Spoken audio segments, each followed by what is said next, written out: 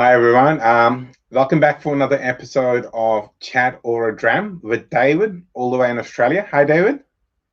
Hi, Ash. Good to see you again. It seems like forever, but it was only the middle of March that we were going head to head. Well, I mean that left a bit of a sour taste for me, but obviously success for you. the Anzac whiskey test. Well, I see that we started again in New Zealand, so yeah. But Have they named a city or maybe like a stadium in your honor since the victory, or? Well, they were, but then everything turned to custard, so I'll have to wait a few months. Yeah. And how are things with you, mate? What's happening in your world at the moment? Obviously, the shows are on hold.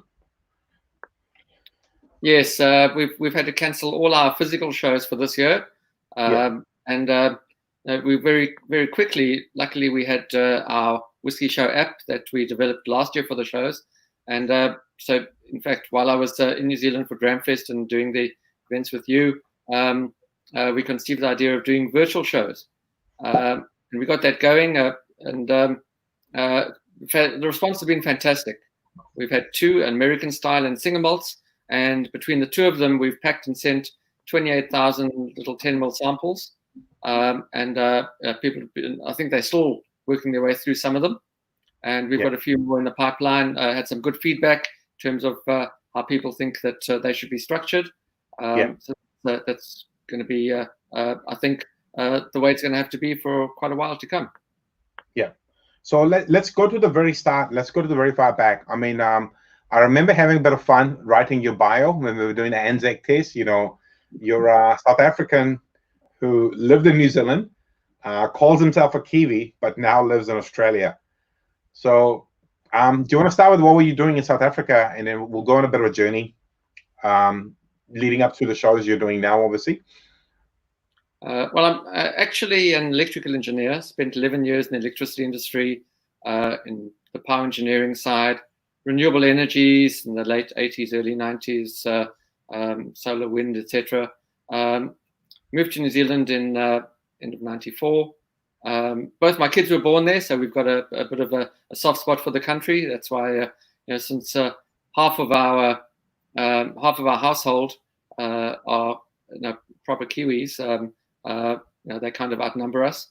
Then stayed there for 10 years and moved to Sydney. Been here ever since. Wow. And I mean, being in Sydney, I mean, how I came across you through Facebook. Obviously, we got endless number of mutual friends who are whiskey connoisseurs.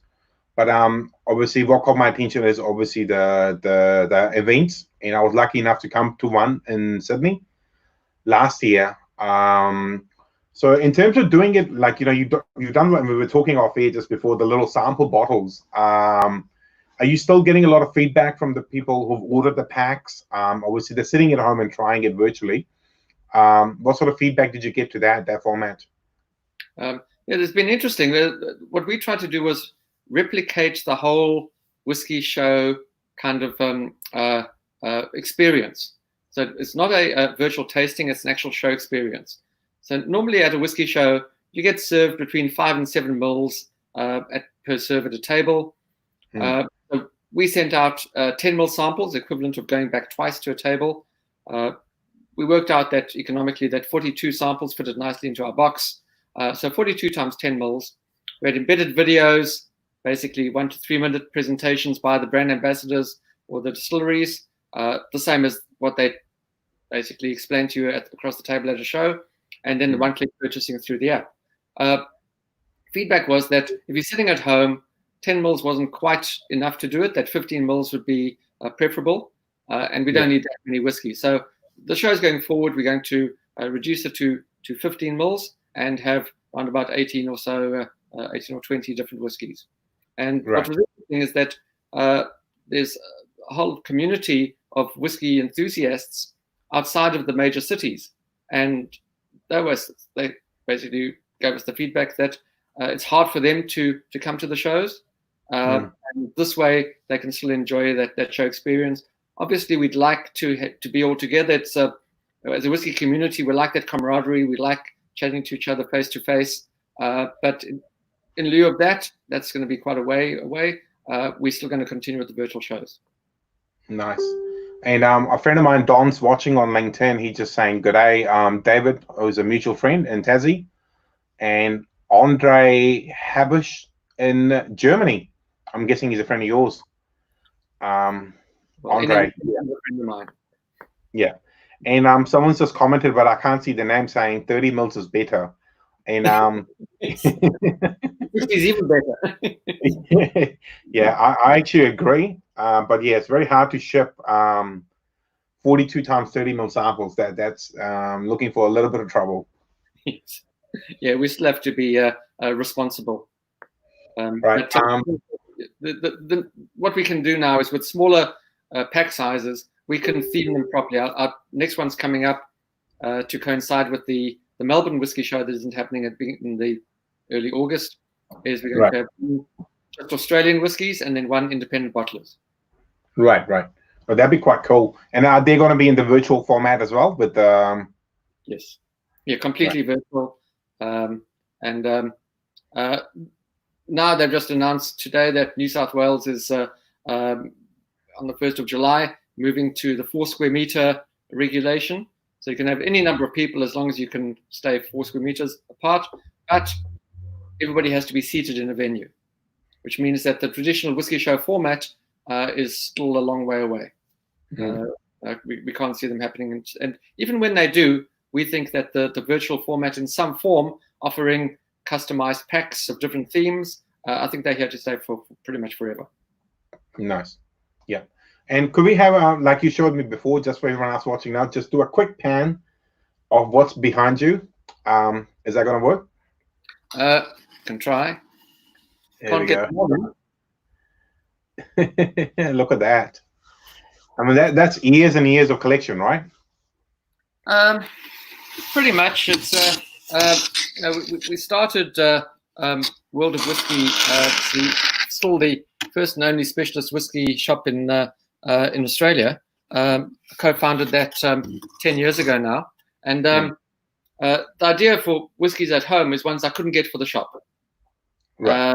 Otherwise, what's the point? We had over 600 different whiskies there. So they're really just focusing on the weird and wonderfuls, the hard to finds. Obviously, a lot of these get used for events or just open to drink. Probably 2.5 years ago, I wanted to do more in the events and the show space, so I sold out of the retail business. So now I'm just doing the whiskey experiences, and that's it's a lot of fun. Yeah. And I mean, in terms of speaking strictly of whiskey, and let's talk about Australia first. Obviously, the whiskey making and aging and selling market there is a bit mature of local product. But some of it goes for some big dollars, especially Tasmanian whiskey. And our good friend David, who's watching, he always sends me all these beautiful pictures of special single cask releases. And then I look at the dollar amount, and it's just like, that's quite a bit. What is something that you could think of which is good value, but it's quite tasty as well? Especially out of Australia at the moment. Well, it's a fascinating industry to watch because it's evolving almost on a daily basis. There's if you ever look at the whiskey list, the whiskylist.com.au website, there's a map of Australia that shows all the distilleries state by state. And there's 10 years ago there were probably half a dozen distilleries in Tasmania. Now there's over 50. There's close to 300 spirit producers in Australia. Over 60 of them have got whiskey to market, and about another 120 with whiskey on the way. So that's huge, and they're well supported by the locals. It's the same as the craft wine and beer market. Is that yes, some of them are pricey, but they're all pretty much single cask limited releases. They're sold direct most of the time. They just haven't got enough stock to sell to the retailers. There's a lot of different styles. There's no such thing as an Australian style. The distilleries that I certainly am a fan of that can be let's call them daily drinkers, is firstly Bakery Hill out of Melbourne. David Baker and son Andrew. They've been going for 20 years now, flying under the radar, producing fantastic whiskies. Iniquity in Adelaide, Flurio, just outside Adelaide, Flurio Peninsula, Blackgate. Obviously, you've got the heavy hitters in Tasmania, Lark and Sullivan's Cove. Spring Bay up and coming, Hobart whiskey as well. There's all these guys. You've got lime burners in Western Australia.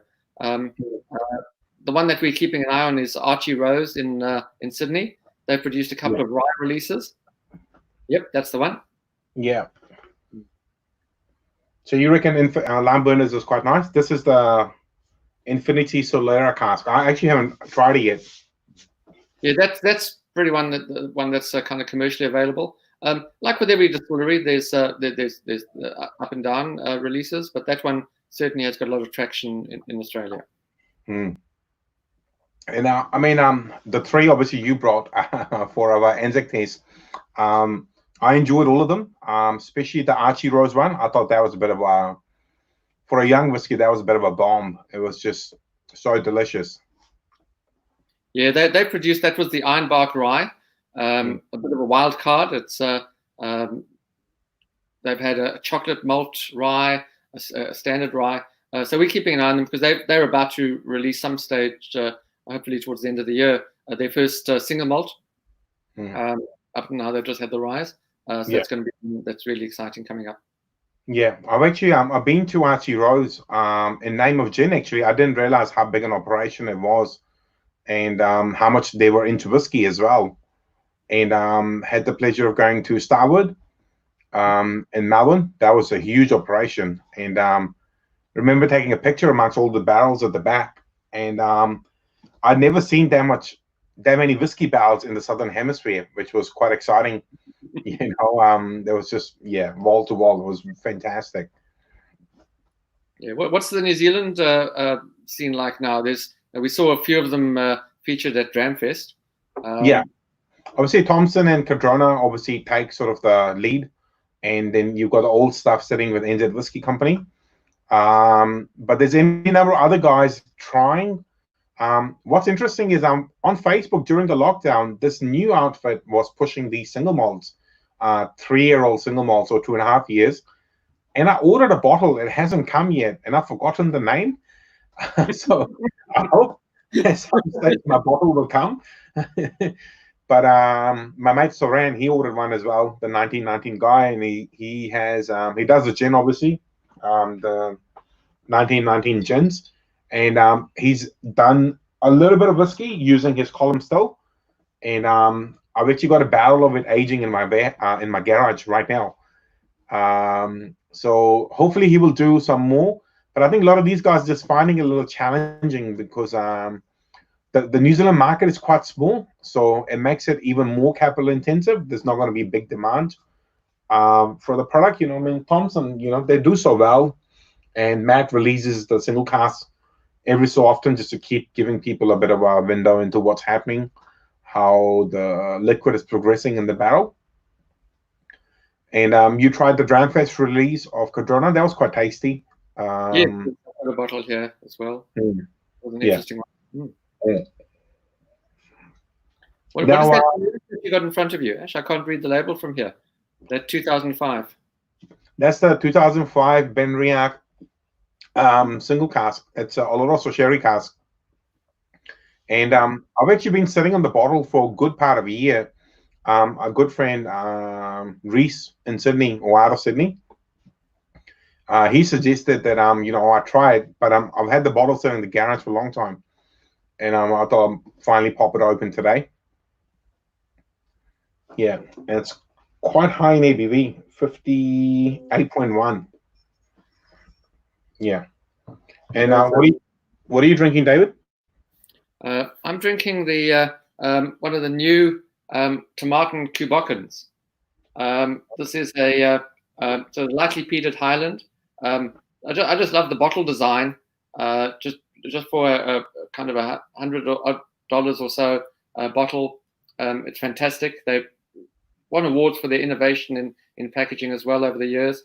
Massive distillery. Used to, in the 70s, was the biggest spirit producer in Scotland, obviously supplying the blends. Now they're focusing on their single malts. So this is matured in imperial, stout, and muscatel casks. Wow! So it's just fantastic. So it's interesting because you got the kind of the muscatel, almost that citrusy character on the nose, but a lot of espresso on the palate and the finish. And I opened this one because I sent exactly the same bottle to my son, who's now living in Moscow, for his birthday, which was last week. It was turned up on his doorstep, so we could share the same whiskey on his birthday, but a good few thousand kilometers apart. Yeah, he's locked down there, right? He's not able to come back at the moment. He can't come back. They've just this week they're allowed to wander a bit further afield before they could just kind of go 100 meters from their front door. But it is what it is. So, I have another question for you, David. You have been locked down. How come there's so much whiskey behind you? I thought you would have just got stuck into it and bring the stock down a little. There are some empty shelves to the side. We've got about probably 4 to 6 months stock left, if I pace myself.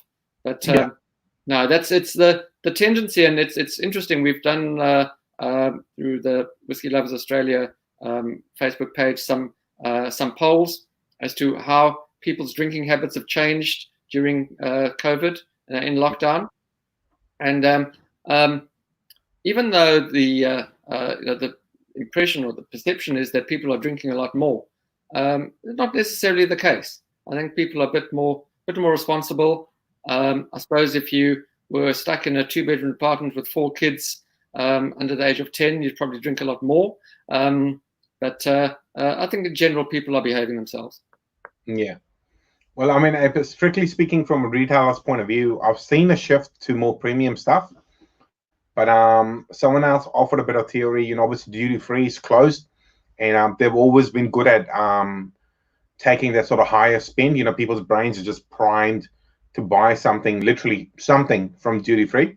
So a lot of the spend's coming onto the online retailers or now physical stores once they're open. But I've definitely seen a big uptake in the premium gin and some single cask releases. We had I think I've got it here. The Cheeling have released a single cask for New Zealand, and it's had a brilliant uptake. I was a bit nervous committing to all the bottles that were allocated to us, but it's been actually quite good, and it's been a good seller for us. So it's obviously unfortunate. There's going to be a lot of job losses, and people are going to have to be careful what they could spend on. But it's a real mixed bag at the moment.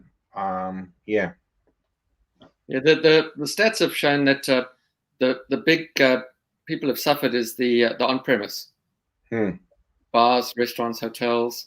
That spending on alcohol, like I can't remember which one it was, but beer and wine are down 40 to 70%.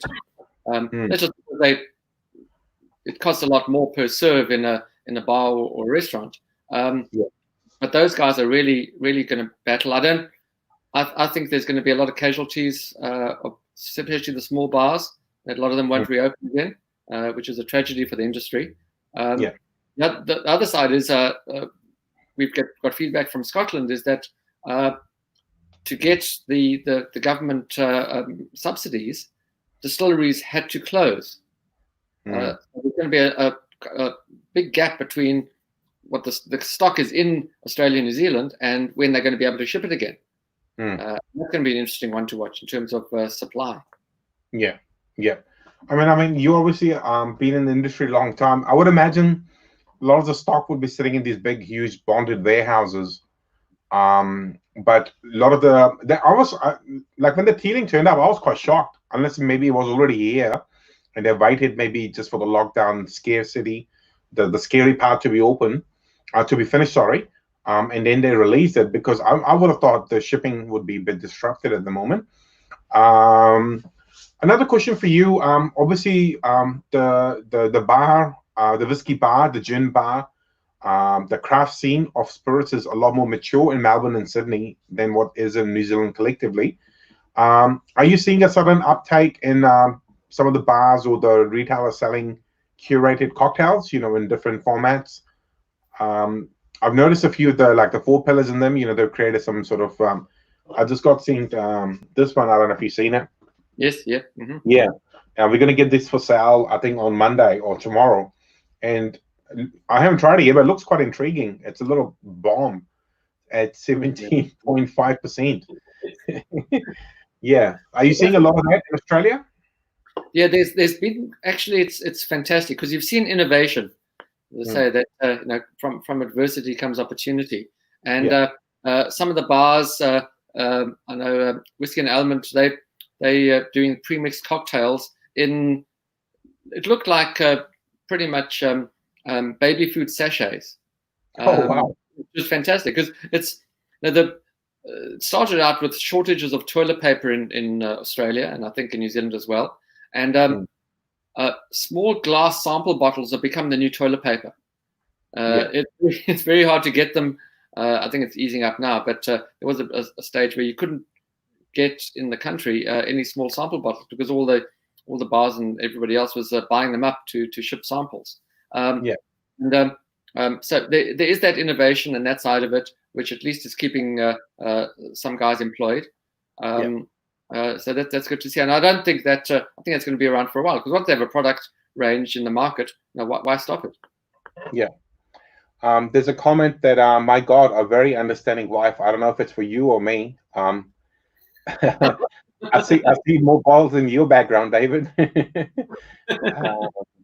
Yeah, and Karen's just commented, my favorite supply for gins and other spirits. Good evening to you, Karen. And David Halliot, who's a good friend of mine, he's asked the question, what is your opinion of South African single malt whiskey? To be honest, I don't think I've had one in recent years. I've only been back there kind of twice in the last 25 years. I've just lost touch with that side of the market. When I was drinking a lot of wine in South Africa as well as whiskey. I was drinking Glenfiddich when I was a school kid. That's where it started. I actually, I know there's a few around, but I haven't had an opportunity to try them. Yeah.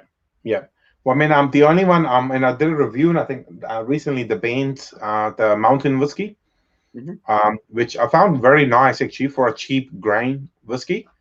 And like we were retailing it for $50 here. It was actually very nice. There was quite a bit in there that I enjoyed for a cheap whiskey. But out of that, I haven't seen any other whiskeys from South Africa. A lot of brandy, obviously, and it's quite sought after. Yes. Has a cult following almost by the expats. Well, there's some really cheap and nasty brandy that you haven't had a childhood if you haven't got horribly sick on some of those brandies and cokes. I see there's been updated. There's now 60 distilleries in Tassie, as David Taylor's pointed out. So it's great. Yeah. And I mean, one of my hopes and dreams for this year was to actually go specifically to Tasmania, and the same way I explored Scotland, just drive around, have a look at a few distilleries. But unfortunately, it will have to wait a little. It will take a little while before the bubble, as they call it, gets expanded. It's one of our favorite places to holiday and go on hikes. It's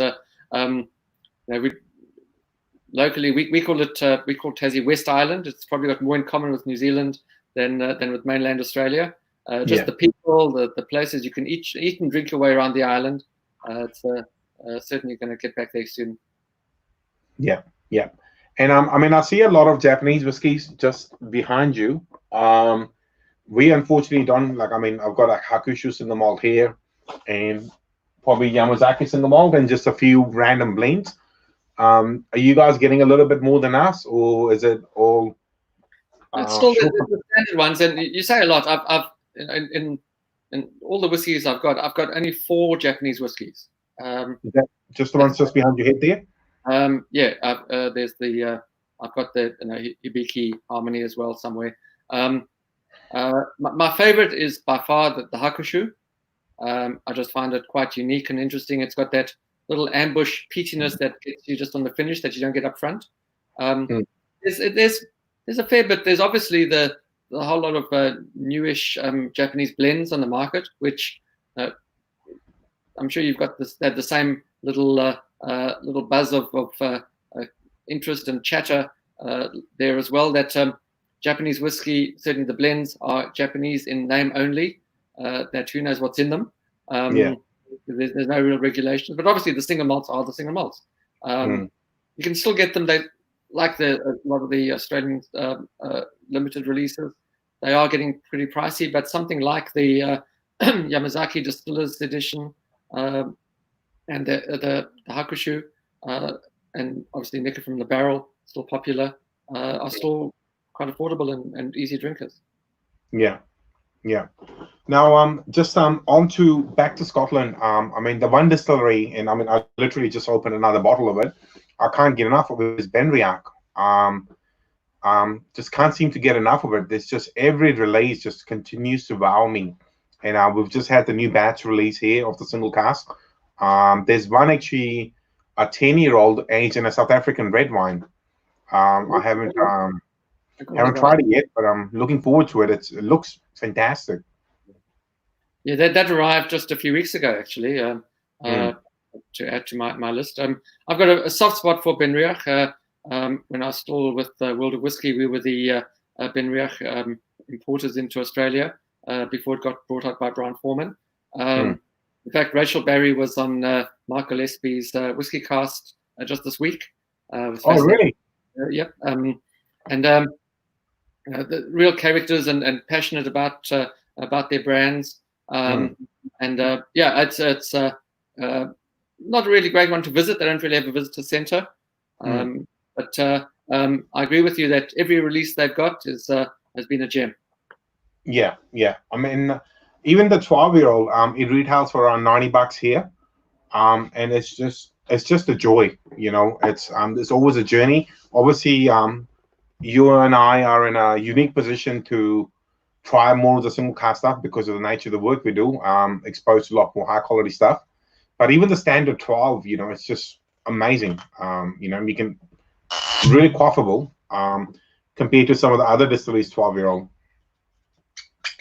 Yeah, and even the peated ranges, I'm a big fan of that. Even just the no statement Bernie Moss, it's at 48%, really light color, almost like a Chardonnay, and it's fantastic value. Yeah, I've just poured me a little bit of that 22-year-old PX cask, which is just amazing stuff. Pricey, it retails for about $280, I think, or $270, but not bad. Yeah, but you know, mate, I've always looked at these things in a way. I don't really go out much because always working. So you know, if you come to your house, even if you're drinking from a $250 bottle, like I mean, I've just given myself a little 30 mils, so that's about $12 worth of whiskey. You know, you could pay for that for a pint of very uninteresting beer easily in a restaurant. So I kind of use the logic, you know, I'm not going out, but I'll reward myself with expensive whiskey at home. Well, what the COVID pandemic has really shown is that it doesn't take long for the world to get turned on its head, and a lot of people are really doing it tough with their own businesses and losing jobs and things. And so, really, the message is you know, drink the good whiskey. So many people say, they get a bottle and they're keeping it for this occasion, whatever occasion. Often that occasion just never happens because you say, well, is it right now or should I wait more? Is it a significant birthday or is it a birth of a child or an anniversary? We just got to drink the stuff because who knows what tomorrow's going to bring. Yeah. And I think that there could never be more true compared to the current situation. You know, people are separated. People are not able to travel for various reasons, or just not allowed. In New Zealand at the moment, I think we're allowing a few more people slowly. They're talking about the Kiwi Aussie bubble to combine for tourism purposes. Hopefully that will happen soon. But yeah, in terms of going to Europe and Asia and all that, that seems very far away still. Yeah, well, at least with if people can't travel internationally, it will give a boost to the local travel industries.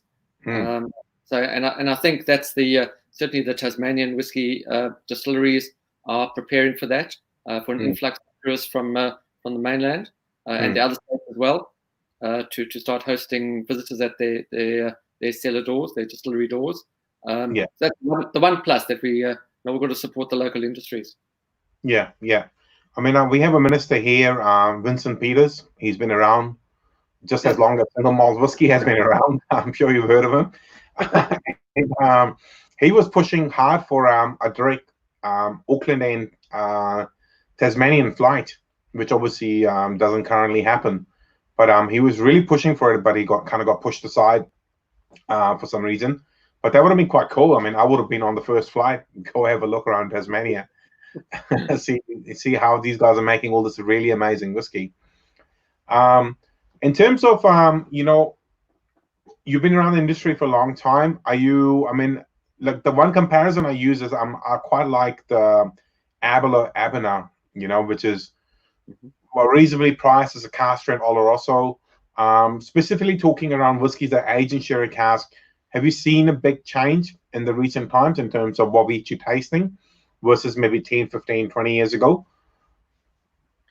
Absolutely. And Abuna is an interesting one, is that I still had my New Zealand business even when I was living in Australia. We only kind of sold that in 2015. And used to go back a few years, and there were a few bars. There was an Irish bar, I can't remember the name, at the Viaduct in Auckland. And always used to make a beeline because they used to have older versions of Abuna on their back bar for reasonable price because they had no idea what they had. And I've been able to compare, luckily, batches.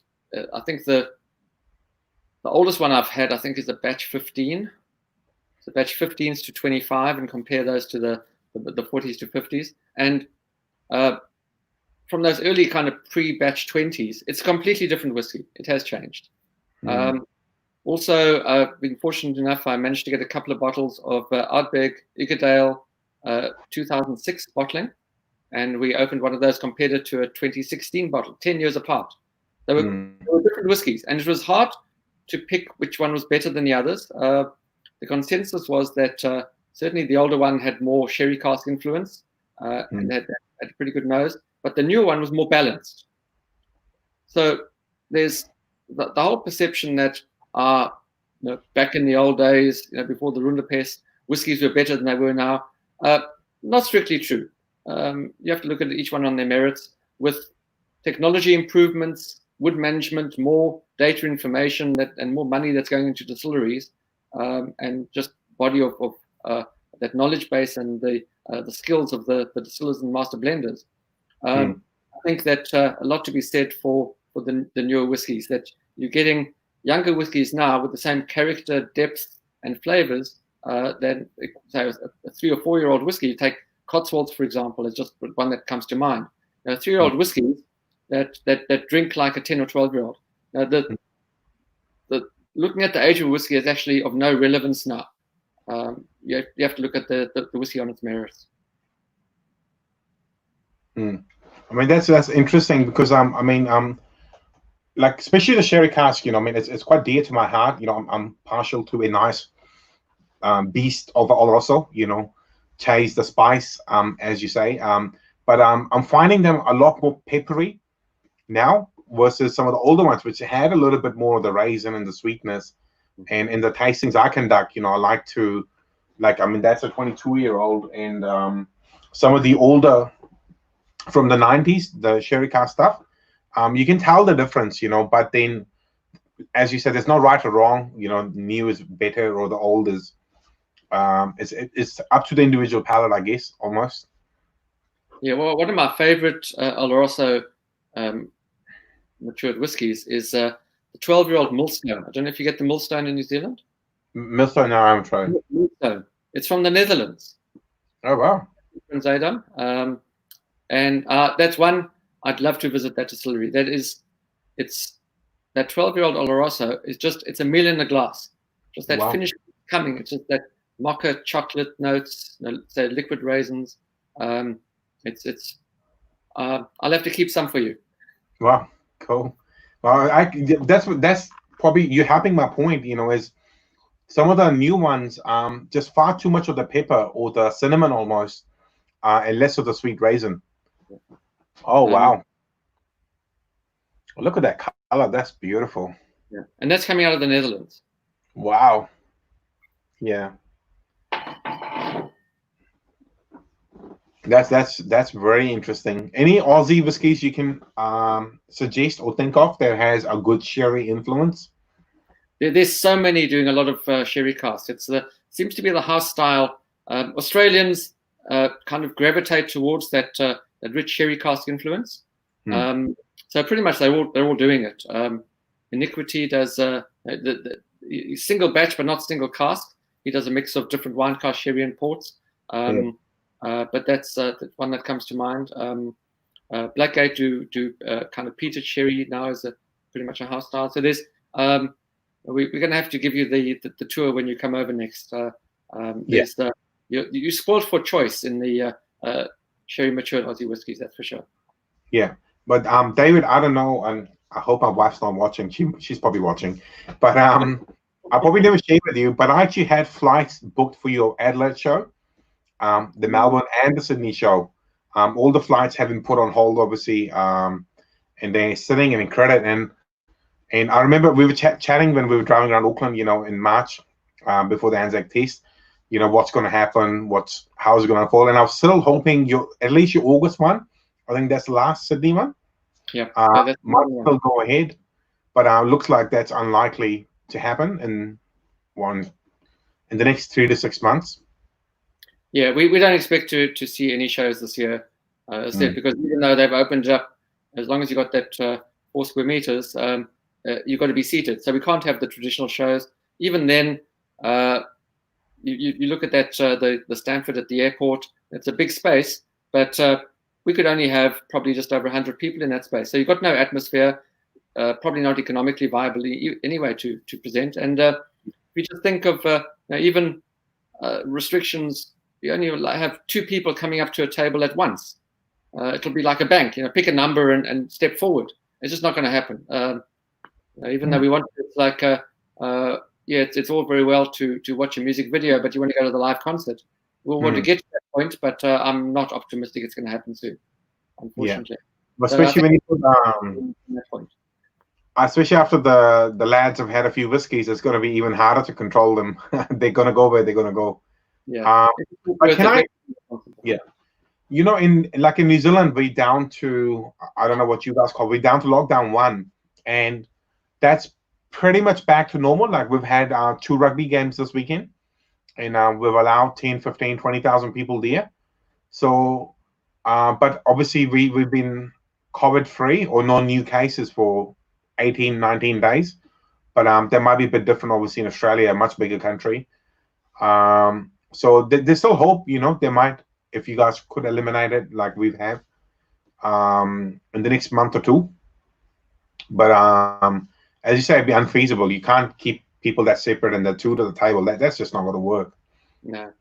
And also, so even if it's opened up towards the end of the year, everybody's going to want to put on events in a hurry, especially the people who just do events. And the calendar's going to get really crowded.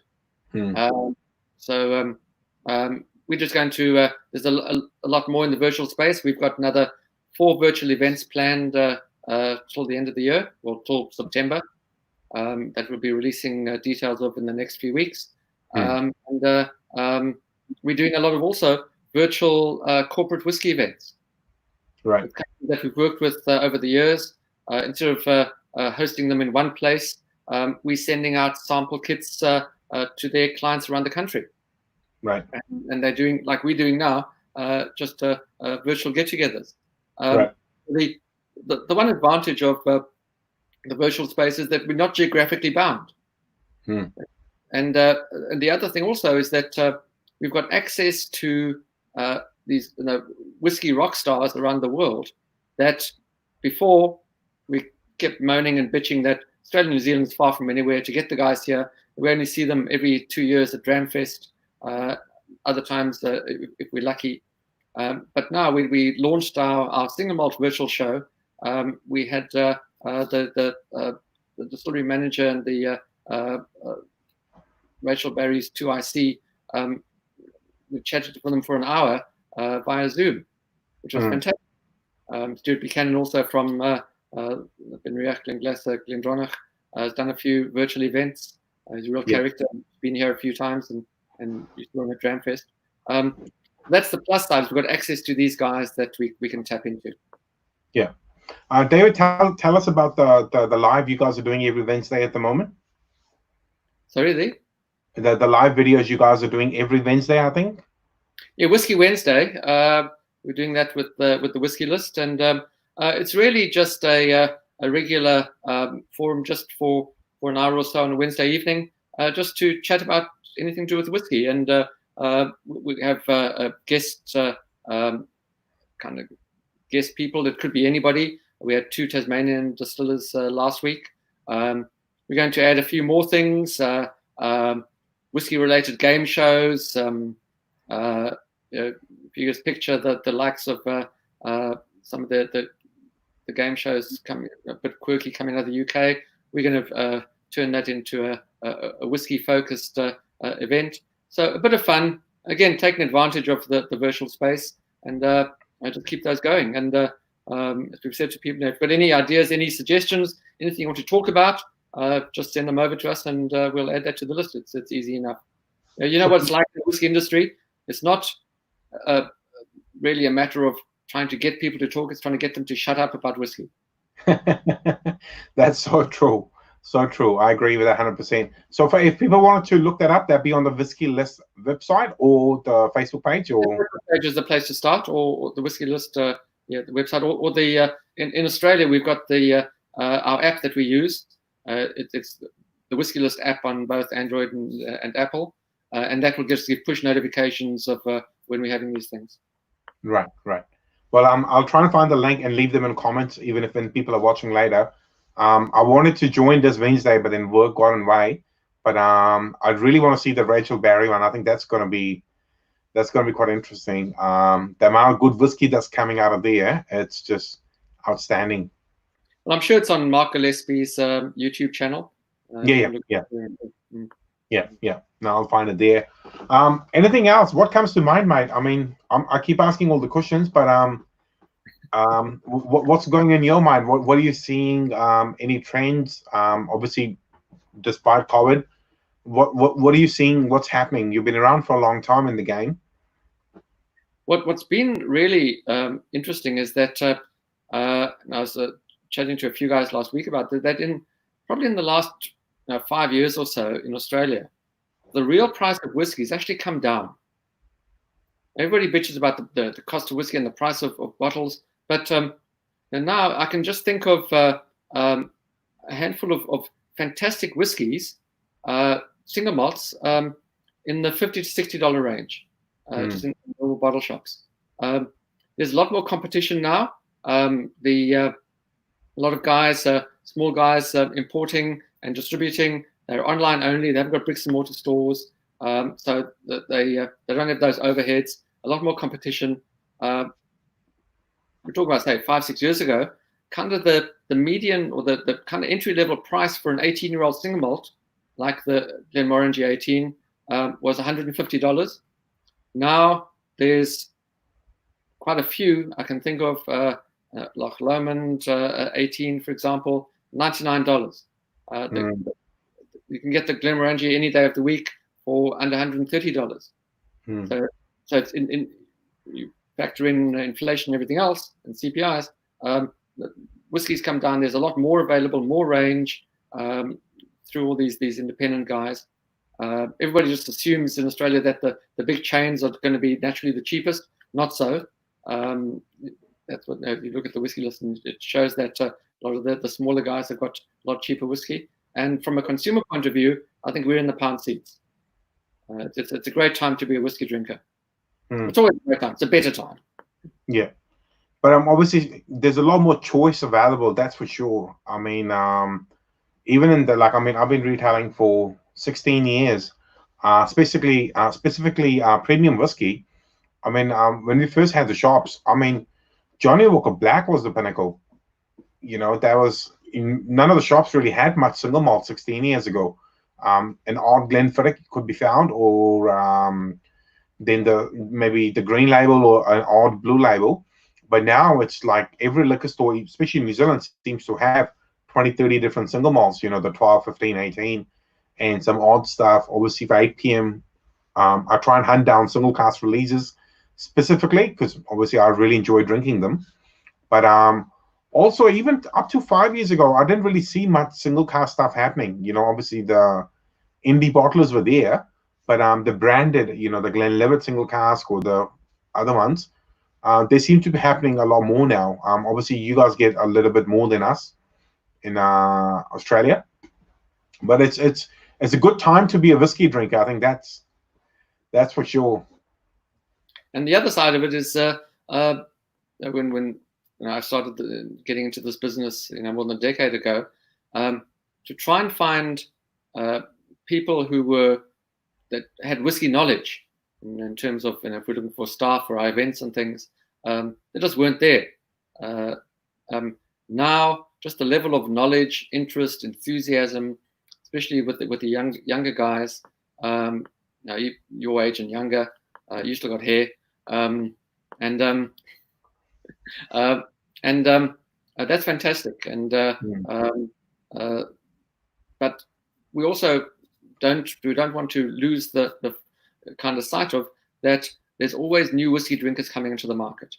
That it's an evolving industry, and we get guys in their early 20s really enjoying a lot of fantastic whiskies, and that one's nearly gone.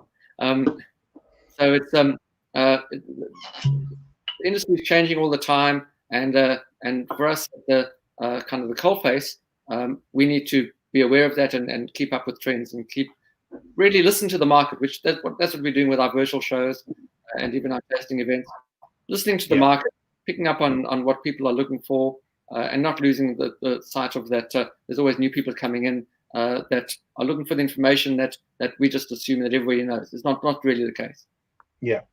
I mean, on Monday or Tuesday, I did an afternoon 1-hour lecture for local Vintech, just around business success and all that kind of stuff.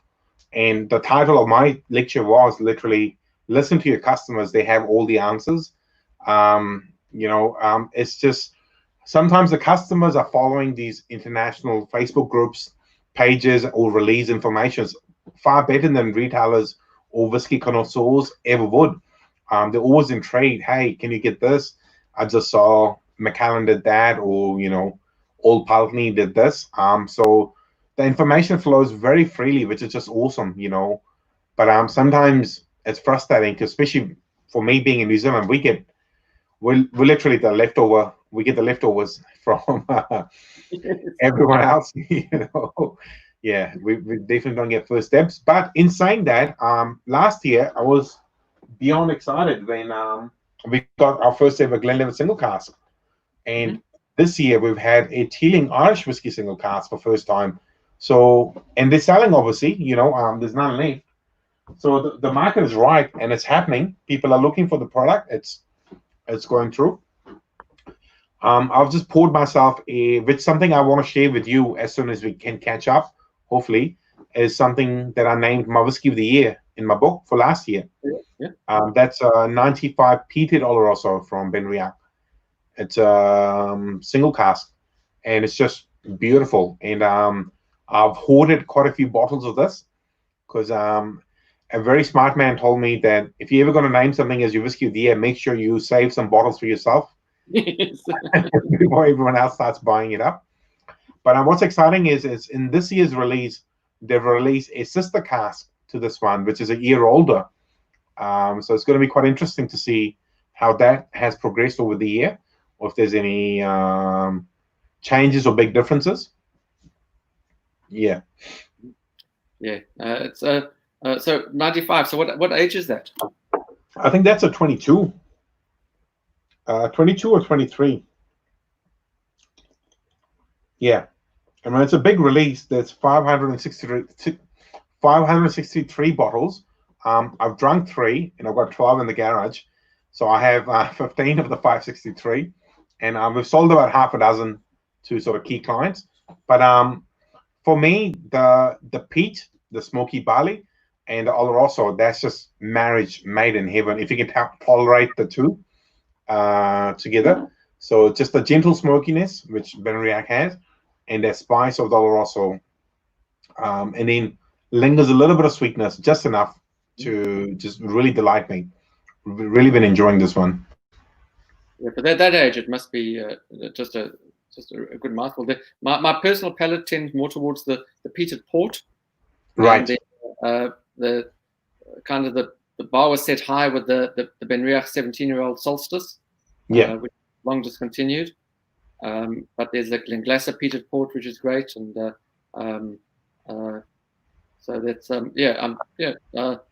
keep one aside. I'll yeah. put my name on, please. Trust me, as soon as they allow me, I'll be flying all over the bottle. Love to try some of your stash as well. In terms of the peated port, the single cask we were chatting about before, the Benriach, that was quite nice. I was able to try a little sample of it, and the Glenglasser one was quite nice. I think it's in a dark blue tube. Yes, that's the one. Yep. Yeah. And then I also had a Glendronach peated portwood. It's in a maroon case. I think actually I have it here. This one here.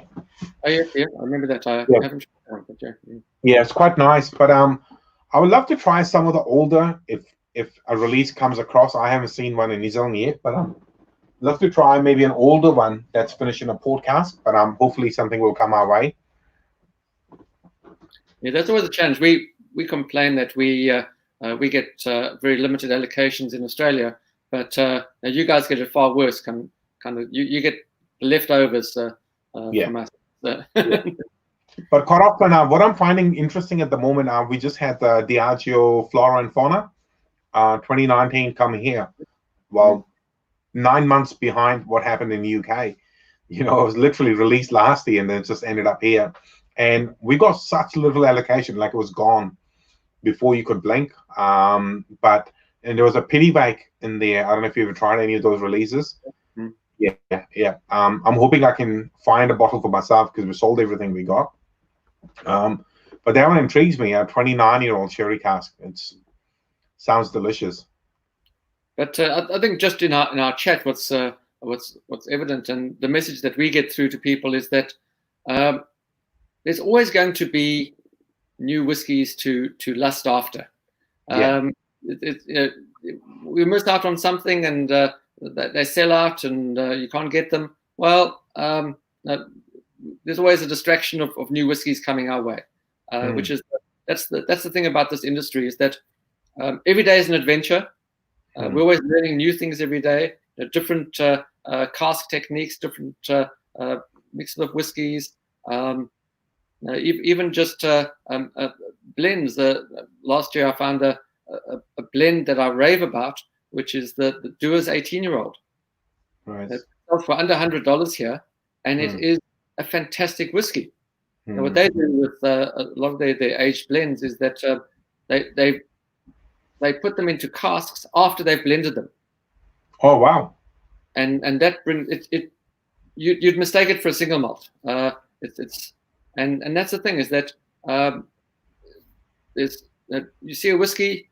Don't be distracted by the name, the age, the label. Give it a try. Yeah. I mean, a good friend of mine who's also a customer, Mr. K. I don't want to say his full name. He's probably watching, but he likes to collect some of the stuff that he's really in love with. You know, he would like to hoard 6-12 bottles. And I always say to him, like you say, something else will come along, which is either similar or will equally wow you, even though it's a different cask type.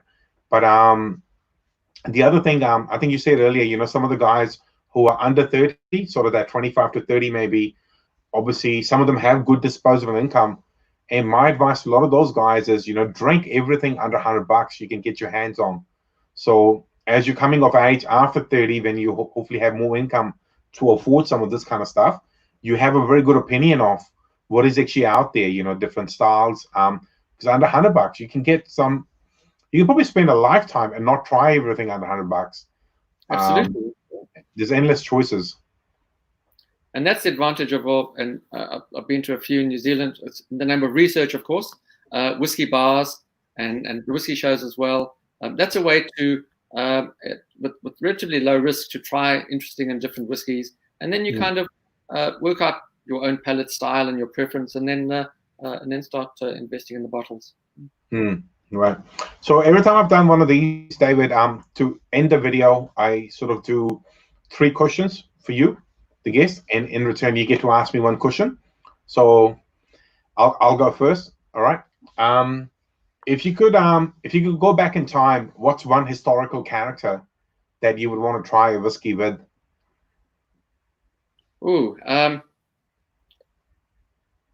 good question. It would have to be a raconteur, because the whiskey and conversation goes hand in hand. So somebody like a George Bernard Shaw or a Winston Churchill. Churchill, right? That comes up quite a bit, actually. I'm sure. Churchill comes up quite a bit. Trust me. Yeah. And, you did say historical character, because if it was any person, it would be my dad.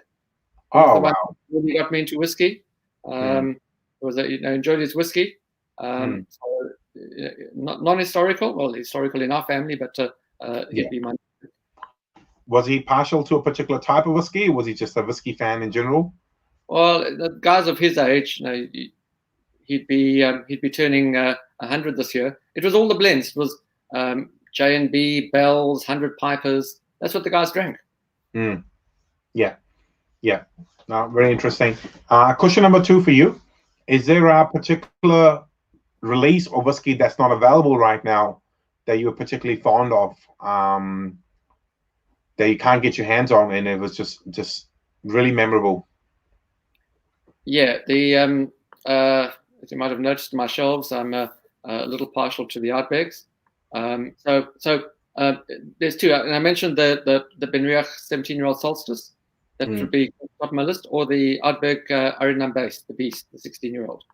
Oh wow, nice. I have to say, I've never warmed up to Ardbeg.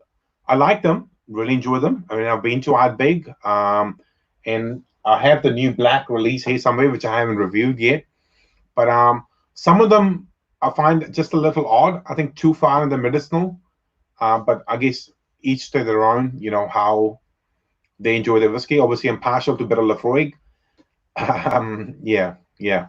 All right. Question number 3 for you. The lockdown is over, and you can fly out of Australia.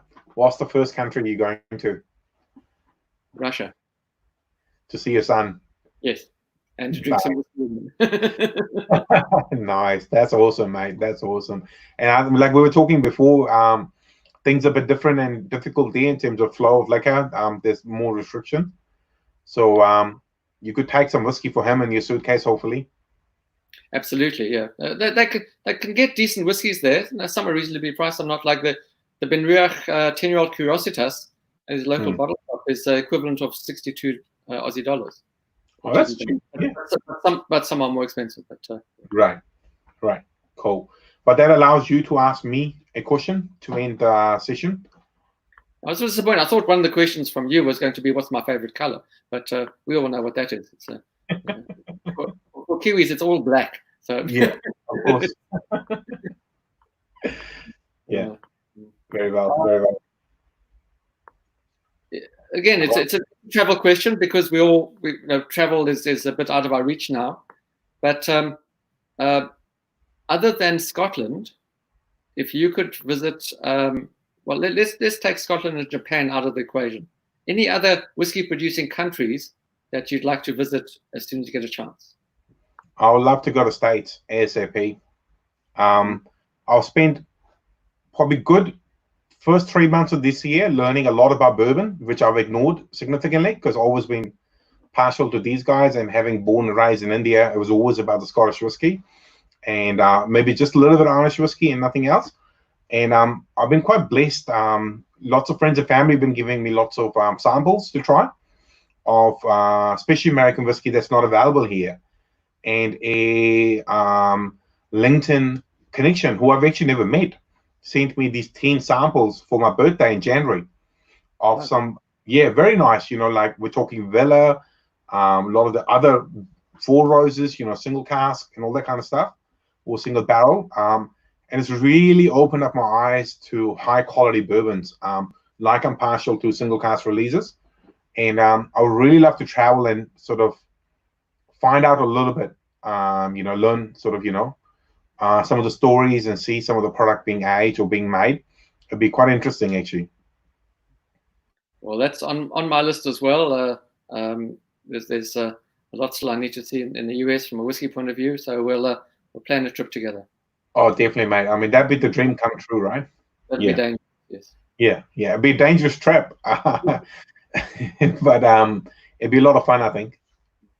Well, thanks, Ash. It's been fantastic.